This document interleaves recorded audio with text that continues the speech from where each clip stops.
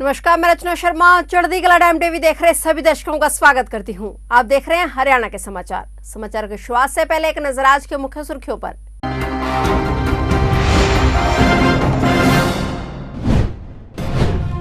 हरियाणा में होंगी 26वीं अखिल भारतीय वन खेल कूद प्रतियोगिताएं। मुख्यमंत्री ने गेम्स का लोगो व शुभंकर जारी कर खेलों का किया आगाज।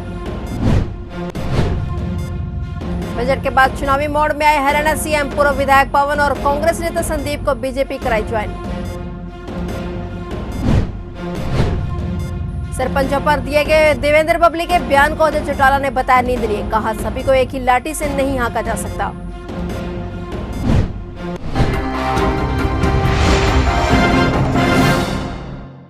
और अब समाचार विस्तार से। खेलों का पावर हाउस कहा जाने वाला हरियाणा एक बार फिर से खेलों के महाकुंभ के लिए तैयार है। राज्य में जल्द ही 26वीं अखिल भारतीय वन खेल कूद प्रतियोगिताओं का आयोजन होने वाला है। मुख्यमंत्री मनोहर लाल ने आज अपने निवास संत कबीर कुटीर पर 26वीं अखिल भारतीय वन खेल कूद प्रतियोगिता का लोगो व शुभंकर जारी कर इन खेलों का आगाज कर दिया है। इस अवसर पर स्कूल शिक्षा एवं वन मंत्री कंवरपाल भी उपस्थित रहे।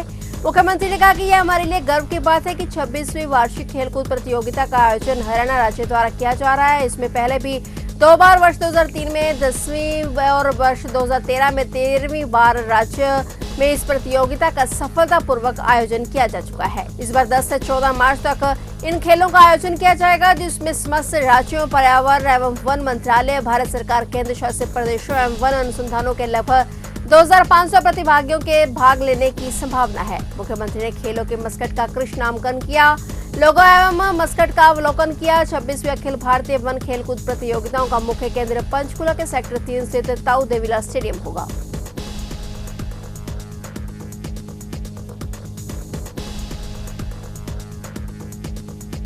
हरियाणा का बजट पेश करने के बाद अब मुख्यमंत्री चुनावी मोड में आ गए हैं। वह अब संगठन विस्तार के लिए दूसरे दलों के नेताओं को भाजपा की सदस्यता दिलाने पर जोर देंगे। हरियाणा बीजेपी के प्रदेश अध्यक्ष ओपी धनखड़ की ओर से राज्य भर में 5 लाख नए सदस्यों को जोड़ने का लक्ष्य रखा गया है। हरियाणा के भिवानी में हाल ही में हुई भाजपा की राज्य कार्यकारिणी की बैठक में 2024 के चुनावी रण को जीतने की रणनीति बनाई जा चुकी है। संगठन विस्तार कार्यक्रम के तहत पंचकुला स्थित पंचकमल ऑफिस में हुए भाजपा के कार्यक्रम में मुख्यमंत्री मनोहर लाल ने पहुंचकर नारायणगढ़ से पूर्व विधायक पवन, यूथ कांग्रेस के नेता संदीप राणा सहित कई बड़े नेताओं को भाजपा की सदस्यता दिलाई। इस दौरान सीएम ने कहा कि भाजपा का संगठन विस्तार कार्यक्रम आगे भी जारी रहेगा।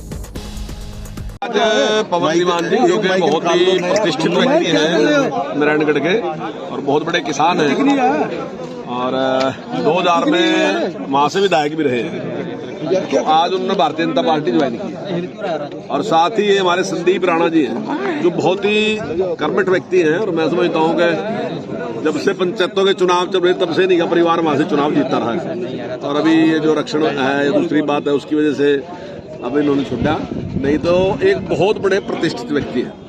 तो आज उन दोनों ने ज्वाइन की, उनके साथ सैकड़ों लोगों ने औरों ने भी ज्वाइन की, क्योंकि अब स्टेज पे तो इतना इंतजाम नहीं किया जा सकता अगर सबको वहाँ कराते, तो इनके साथ सैकड़ों और कार्यकर्ता उन्होंने भारतीय जनता पार्टी कर ले। भाई कौन है, हम इनका स्वागत करते हैं। और जिस प्रकार की सरकार की नीतियां हैं, किसान के पक्ष की, गरीब के पक्ष की, गाँव के पक्ष की, हर व्यापारी के पक्ष की, तो हर उसको वर्ग की जिस प्रकार से चिंता की जा रही और जिस प्रकार की अच्छी कानून व्यवस्था है, जिस प्रकार से हरियाणा प्रगति कर रहा, तो उस निष्पक्षता को देखते ही दोनों ही लोगों ने और अपने सभी कार्यकर्ताओं के साथ भारतीय जनता पार्टी ज्वाइन की।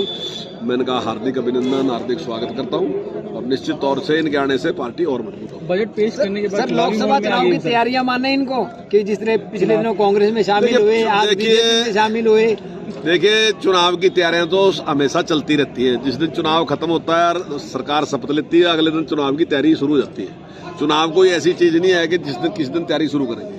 जो भी काम करते हैं उस काम में भी चुनाव कहीं ना कहीं होता है। अगर आप मान लीजिए, हम समझते हैं कि हम निष्पक्षता के साथ काम करेंगे तो आप उसको भी चुनाव में ले सकते हैं। अगर हम सोचते हैं कि डेवलपमेंट हम बिना किसी भेदभाव करेंगे, उसमें भी कहीं ना कहीं तो चुनाव फिर भी होता है ना। तो हर जगह अगर हम ज्यादा समाज की सेवा करेंगे, निष्पक्षता के साथ समाज की सेवा करेंगे, डेवलपमेंट ज्यादा होगा, कानून व्यवस्था अच्छी होगी, तो स्वाभाविक ही है कि जब चुनाव आएगा तो उसमें उसका लाभ मिलना ही मिलना है। और अगर ये सारी चीजें खराब होंगी तो चुनाव के दौरान फिर कुछ भी मिलने वाला नहीं। लोग सोचेंगे 5 साल तो हमने सहन कर लिया आपको, अब आपका इलाज पक्का करेंगे। तो आज इस बात को हम जो काम जिस दिन शुरू करते हैं सारे का मतलब।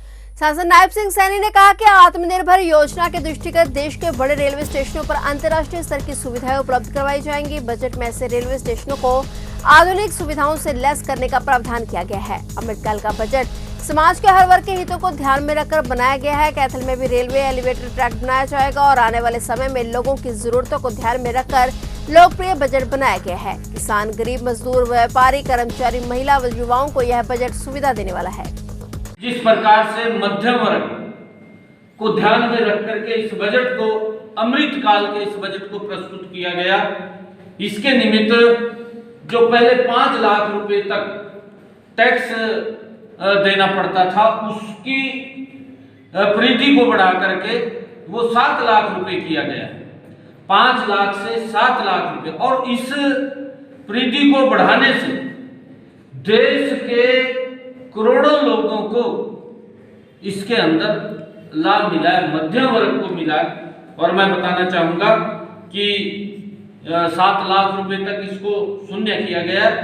पहले 7 लाख रुपए तक व्यक्ति को 33,800 रुपए का टैक्स वो देना पड़ता था, अब वो 0। जेजेपी के राष्ट्रीय अध्यक्ष डॉक्टर अजय सिंह चौटाला इस वक्त प्रदेश के हर जिले में कार्यकर्ताओं के साथ बैठकें कर रहे हैं और संगठन को मजबूत करने पर जोर दे रहे हैं। इसी कड़ी में अजय चौटाला आज फतेहाबाद पहुंचे, जहां उन्होंने कार्यकर्ताओं से संवाद किया। इस दौरान अजय चौटाला ने सरपंचों को लेकर बीजेपी प्रदेशाध्यक्ष ओम प्रकाश धनखड़ के बयान का समर्थन किया। उन्होंने हरियाणा सरकार के पंचायत मंत्री देवेंद्र बबली के बयान को निंदनीय बताया। उन्होंने कहा कि सभी को एक ही लाठी से नहीं हाँका जा सकता। देवेंद्र बबली ने तो सभी सरपंचों को ही चोर कह दिया। बता दें कि शुक्रवार को भाजपा के प्रदेशाध्यक्ष ओम प्रकाश धनखड़ ने कहा था कि बबली को अपने बयानों पर संयम रखना चाहिए। उनके बयानों को धनखड़ ने गैर जिम्मेदाराना बताया था और इस बयान का आज अजय चौटाला ने समर्थन किया है।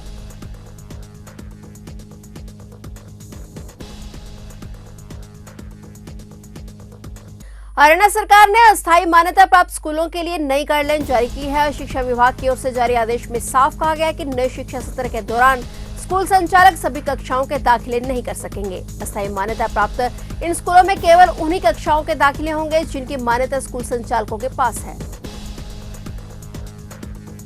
सिविल लाइन थाने में एक एफआईआर दर्ज हुई थी, जिसके मात्र 16 घंटे बाद ही पुलिस ने गुत्थी को सुलझा लिया है और 19 लाख रुपए की रिकवरी सहित 4 आरोपी पुलिस के कब्जे में हैं। डीएसपी रविंद्र सागवान व सीआईए 2 इंचार्ज अमित कुमार ने प्रेस वार्ता कर बताया कि मॉडल टाउन कैथल निवासी सचिन बंसल की शिकायत अनुसार उनकी फैक्ट्री कैथल उद्योग मार्ग व कुशकेड़ा भिवानी राजस्थान में है और 23 फरवरी को ड्राइवर राजेश सिंह निवासी ककेड़ी गाड़ी में बारदाना लेकर भिवाड़ी से आ रहा था, जिसमें उनके मैनेजर ने इस गाड़ी में 4 दिन की कलेक्शन के 20 लाख रुपए कट्टे में डालकर जो कि गाड़ी के बारदाने के बीच में रख दिए थे। जब सुबह गाड़ी उतारते वक्त चेक किया तो गाड़ी से पैसे नहीं मिले, जिन्हें चोरी कर लिया गया था और शिकायतकर्ता ने ड्राइवर पर शक जाहिर किया था। इस बारे में थाने सिविल लाइन में मामला दर्ज किया गया था। पुलिस ने पूरी घटना के 4 आरोपियों को गिरफ्तार कर लिया है और उनके कब्जे से 20 में से 19 लाख रुपए की राशि भी रिकवर कर ली है। अब आरोपी संजीत का 1 लाख रुपए बरामदगी के लिए रिमांड हासिल किया जाएगा। आरोपियों का कोई आपराधिक रिकॉर्ड नहीं है। वह जिस ड्राइवर राजेश ने घटना को अंजाम दिया वो पिछले 1.5 साल से नौकरी कर रहा था। ये सचिन बंसल ने हमें 24 तारीख को एक कंप्लेंट दी थी कि मैं यहाँ मेरी खड़की मिल है जो उद्योग मार्ग में यहाँ पे सिविल लाइन के एरिया में, तो मैं खड़का व्यापार भिवाड़ी है राजस्थान में, वहाँ भेजता हूँ, मेरा बिजनेस वहाँ है। तो आते वक्त तो वो खड़ उतार के आए थे और वहाँ पे 20 लाख रुपये जो उसके साथी व्यापारी थे उन्होंने 20 लाख रुपये उसकी गाड़ी में रख दिए थे। तो 24 की रात को जो ड्राइवर आया तो पता लगा वो 20 लाख रुपये सचिन को नहीं मिले मालिक को, तो उसने यहाँ पे कंप्लेंट दी थी। इसमें हमने एसपी साहब ने सिविल लाइन एसएचओ की और सीआईए 2 की दोनों की जिम्मेवारी लगाई। 20 लाख रुपए कहाँ गए, तो ये तो बाई नेम राजेश तो एफआईआर में था ही, तो राजेश की हमने लोकेशन वगैरह लेके उसको कल गिरफ्तार कर लिया। तो उससे पता चला 20 लाख रुपये जब उसने गाड़ी यहाँ पे खाली आई थी उनके मिल में आई थी इनकी, तो वो 20 लाख रुपये राजेश ने, देवेंद्र ने और संजीत और मलकीत ने, ये चारों ने प्लानिंग बनाई थी। ये मलकित तो इसका राजेश का भाई है और देवेंद्र इनका साथी है, तो वो भी ड्राइवर बताया देवेंद्र। तो इन्होंने चारों ये 20 लाख रुपए यहाँ से लेके चले गए। जो मेन आरोपी है कब से काम करता ड्राइवरी का, कितने साल? ये अब इसको कई महीने हो गए उसको, अब लगभग पहले भी ले जाता था? नहीं, पहले भी इसका सामान लेके जाता था और कैश? नहीं ले, यहाँ से तो वो खड़ लेके जाता था, पैसे भी वो रखते थे जो इसका सामान जाता था ना सचिन बंसल का। तो उसमें फिर ये राजेश, इन्होंने चारों ने पैसे भी आपस में डिवाइड कर लिए थे। राजेश लेके गया इसमें 6 लाख रुपये और मलकित और राजेश दोनों भाई थे, ये लेके गया 2,75,000 और देवेंद्र लेके गया 3,75,000 और संजीत लेके गया 7.5 लाख रुपए, जो इन्होंने अब तक की जांच में बताया। तो हमने संजीत से अभी 6.5 लाख रुपये बरामद और हो गए थे, तीनों के पूरे हो गए। 1 लाख रुपये संजीत के बरामद नहीं हुए हैं, उसका हमने रिमांड लिखा है, जो इन्होंने अभी तक जांच में बताया। करनाल शहर की नए अनाज मंडी के गेट के सामने फ्लाईओवर के पास एक ट्रैक्टर ट्रॉली ने 12वीं की छात्रा को कुचल दिया। हादसे में छात्रा की मौत हो गई। घटना को अंजाम देने के बाद आरोपी चालक ट्रैक्टर को वहीं छोड़कर फरार हो गया और सूचना मिलने पर पुलिस मौके पर पहुंचे मृतक छात्रा के शव को पोस्टमार्टम के लिए अस्पताल भिजवाया गया। जानकारी के अनुसार जिले के गांव दहा की रहने वाली पायल नामक लड़की 12वीं क्लास की छात्रा थी और वह साइकिल पर सवार होकर जेनेसिस कोचिंग सेंटर में पढ़ने जा रही थी। जैसे वह नई अनाज मंडी के गेट के पास पहुंची तो एक ट्रैक्टर ट्रॉली ने उसे अपनी चपेट में ले लिया। ट्रैक्टर चालक ने छात्रा को रौंद दिया और उसके बाद उसकी मदद करने की बजाय आरोपी चालक मौके से फरार हो गया। वह अपना ट्रैक्टर ट्रॉली भी मौके पर ही छोड़ गया। हादसे में छात्रा इतनी बुरी तरह घायल हुई कि उसने दम तोड़ दिया। पुलिस अज्ञात चालक की तलाश में जुटी हुई है। भाजपा सरकार के बजट पर प्रतिक्रिया व्यक्त करते हुए कांग्रेस के पूर्व मंत्री भीमसेन मेहता ने कहा कि यह बजट किसी भी वर्ग के हित में नहीं है। इसमें किसानों की बिल्कुल अनदेखी की गई है और सरकार की नीतियों के कारण ही किसान पहले से कर्जदार हैं और बजट से किसानों को कोई लाभ नहीं होगा, न ही महंगाई घटेगी। उन्होंने कहा कि महंगाई ने हर वर्ग को प्रभावित कर दिया है और बजट में महंगाई को कम करने के लिए कोई भी प्रावधान नहीं किया गया है। साथ ही उन्होंने कहा कि प्रदेश के किसान व आमजन भाजपा सरकार की नीतियों को समझ चुके हैं और आने वाला समय पूर्ण बहुमत के साथ कांग्रेस का होगा। इस बार का जो बजट आया हरियाणा प्रदेश का, उसमें कोई नया नहीं है कि ना किसी भी वर्ग को कोई राहत दी गई। हम किसानों की बात करें, आज किसानों के जहाँ फसलों के या आमदनी की बात करते थे कि हम दुगनी आय करेंगे, आज दुगनी आय नहीं हुई किसानों की, बल्कि उनके खर्चे बढ़े हैं। जैसे हमारे पेस्टिसाइड पे पहले कोई टैक्स नहीं हुआ करता था, बीज पे कोई टैक्स नहीं हुआ करता था, अन्य चीज़ों पे कोई टैक्स नहीं हुआ करता था, आज उनके दाम बढ़े हैं। डीजल के रेट कहाँ बढ़े हुए हैं, तेलों के रेट कहाँ बढ़े हुए हैं। इस तरीके से कोई किसानों के बारे में कुछ नहीं सोचा गया। जहाँ तक सुरक्षा का सवाल है, उसके बारे में कोई बजट में कोई इजाफा नहीं हुआ जिससे कोई ज़्यादा सुरक्षा के बारे में ज़्यादा बजट दिया जाए। या महंगाई की बात है, महंगाई के बारे में कुछ नहीं सोचा गया। एक सिर्फ इन्होंने एक ही वावा लूटने का काम करने की कोशिश की है, काम नहीं हुआ कि 250 रुपये हमने पेंशन बढ़ा दी है, जबकि इनके मैनिफेस्टो में ये था कि हम 5100 रुपये पेंशन देंगे। अब 5100 रुपये पेंशन देनी चाहिए थी, उनको पूरी करनी चाहिए। अभी 1.5 साल का समय सारा रह गया सरकार को। अगर पेंशन बढ़ानी है तो 5100 पेंशन देते, आज हमारे बुजुर्गों का और मान सम्मान बढ़ता। किसानों ने इकट्ठे होकर भवानीखेड़ा के सुंदर नहर नाके पर रोड जाम कर दिया और सरकार के खिलाफ नारेबाजी की। किसानों की मांग है कि भवानीखेड़ा क्षेत्र की सुंदर ब्रांच नहर में 7 दिन तक पानी छोड़ा जाए ताकि किसान पानी समस्या से परेशान न हो। किसानों द्वारा करीब 1 घंटे तक मार्ग को जाम रखा गया। इस बीच पहुंचे नहरी विभाग अधिकारी एवं पुलिस अधिकारियों ने किसानों से बातचीत कर उनकी समस्या का समाधान प्रयास करने का आश्वासन दिया और जिसके बाद किसानों ने मार्ग जाम खोल दिया और 7 दिन तक सुंदर नहर के पास धरना देने की बात कही। उन्होंने सुंदर नहर में 7 दिन तक पानी नहीं छोड़े जाने पर फिर से मार्ग जाम करने की चेतावनी दी। किसने किया था? रोड जाम करे भाई, पानी खातिर पानी को नहीं आवे, घुट पीने की भी को नहीं आवे। लोग का पीने का 700 लागण का तो दूर की बात, 2 दिन चल रहा है और फिर बंद हो गया। किसका क्या पानी उड़े था बताइए, प्रशासन का पानी को नहीं। भाई अधिकारी मौके पे आने वाला 7 दिन की कोशिश करूंगा, तो भाई कोशिश से काम चल लगा पानी प्रशासन साहब ने बाहर करियो भाई, कोई परवाह नहीं। तो अब आपने क्या फैसला लिया? फैसला यो लिया भाई, हम रोज आना 42 गाँव में 10-10 आदमी पूरे धरने पर पक्का धरने बैठा जब तक पानी और जो कम होया पानी एक सूद घटिया हम सड़क नहीं बचे। कितने दिन तक बैठे? या जब तक पानी एक हफ्ता 9 दिन का हर बार पानी। और 26 तारीख ने पूरे दलाल युवा छोरा हम भाई बूढ़ा आदमी जो भी सान है और काला झंडा दिखाऊंगा, पूर्ण विरोध कराएंगे भाई।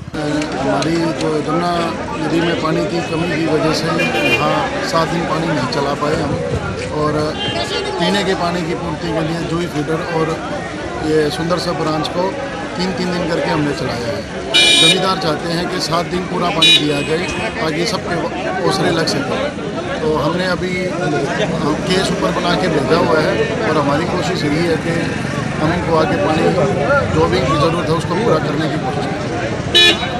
पुलिस और आमजन के बीच सुरक्षा भावना बढ़ाने और पुलिस की उपस्थिति के लिए समय समय पर पुलिस द्वारा अलग अलग अभियान चलाए जाते हैं। इस कड़ी में पुलिस महानिरीक्षक करनाल रेंज करनाल के आदेशानुसार जिला पुलिस द्वारा एसपी मकसूद अहमद के नेतृत्व में एक स्पेशल अभियान के तहत पैदल गश्त की गई। सभी थाना प्रबंधक बच्चों के इंचार्ज द्वारा अपने अपने क्षेत्र के कस्बों व गाँव में पैदल गश्त दौरान पुलिस मौजूदगी दिखाकर आमजन में सुरक्षा की भावना पैदा की गई। अभियान के तहत थाना शहर क्षेत्र में डीएसपी रविंद्र सागवान की टीम द्वारा पैदल गश्त की गई। पुलिस द्वारा आमजन को ट्रैफिक रूल्स का पालन करने के बारे में जागरूक किया गया।